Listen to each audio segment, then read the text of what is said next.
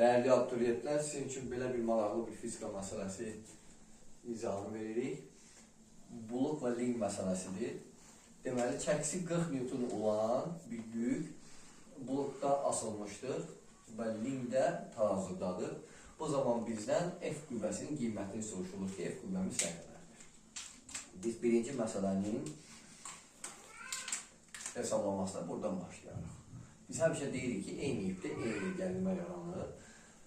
Burada bu yükün çəkisi 40 Newtondur və bu tərpənən buluqdur. Və tərpənən buluqun çəkisi və sürtünmə qüvvəsi nəzərə alınmır. Demək ki, bu iplərdə nə qədər, neçə Newton qüvvə var?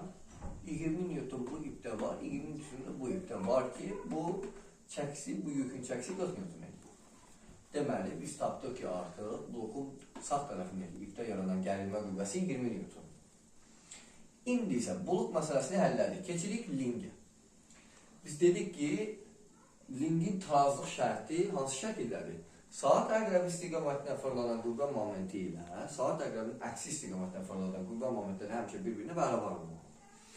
Demək ki, bu dayaqdır. Bu da bizə verilən F qüvvəsi, istənilən F qüvvəsidir. Və F qüvvəsini o dayağa görə qolunu təyin edirik. Biz demişdik ki, fırlanma mərkəzindən qüvvənin təsir xəttinə endirilmiş perpendikulyarın uzunluğuna qüvvə qolu deyilir. Və bu saat əqrəbi istiqamətlə fırlanan qüvvənin qolu neçə damadır? Bölgülər arasındakı məsafələr də eynidir. F qüvvəsinin qolu 1, 2, 3, 4. Deməli 4F bərabər olmalıdır nəyə? T vurulsun 20. 20 vurulsun 2. 20 vurulsun 2.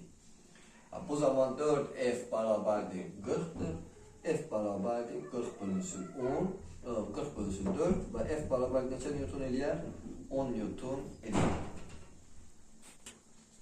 Növbəti məsələmiz dairəvi orbit üzrə hərəkət edən süni peyklərə aiddir.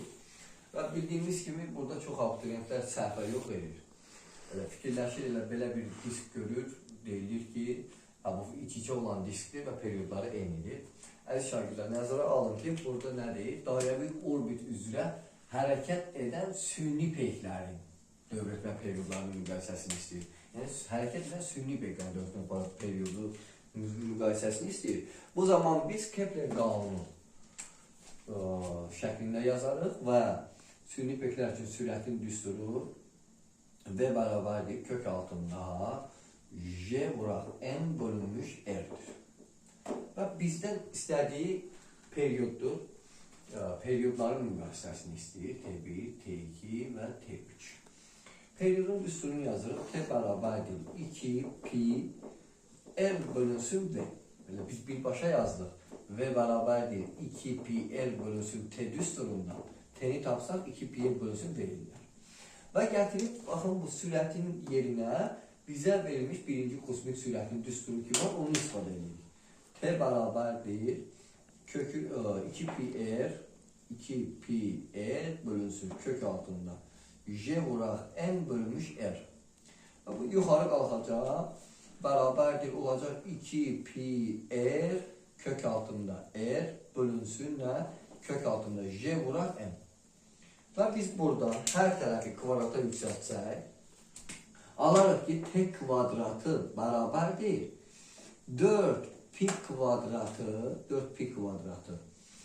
R kubu bölünsün Jm.